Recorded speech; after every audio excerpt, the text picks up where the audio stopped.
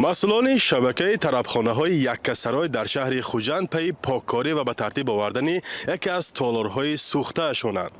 طرابخانه معروف به کشتی تیمور ملک ساعت تقریباً 16 روز 19 ایون آتش گرفت و چندین تالار و حجره‌هایش سوخته نابود گردید.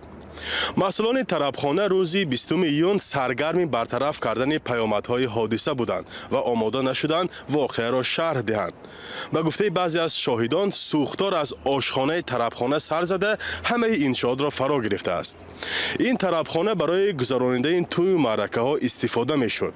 سران آن در شبکه‌های اجتماعی نوشتند که آسیب سوختار به زودی برطرف کرده خواهند شد. در همین حال کارمندان خدمات آتش نشانی ولایت سوخت هم آماده نشدند درباره این حادثه صحبت کنند.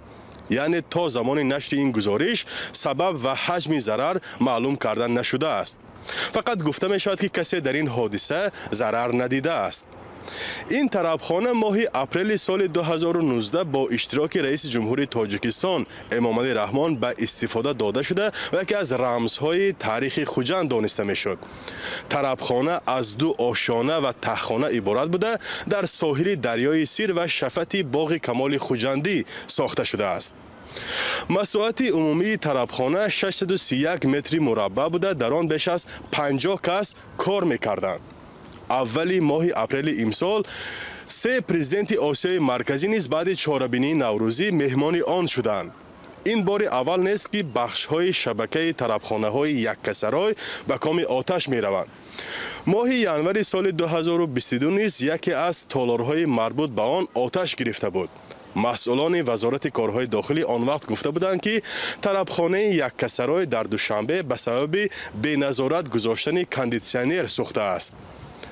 طرابخانه‌های یککسرای از بزرگترین و گرانترین تالار برگزاری مراسم‌های عروسی در شهر دوشنبه و خوجند به شمار می‌رود.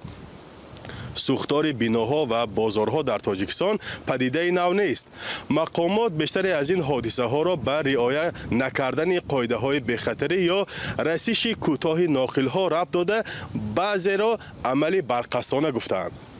فرزان محمدی، رادیو آزادی، شهر خوجند.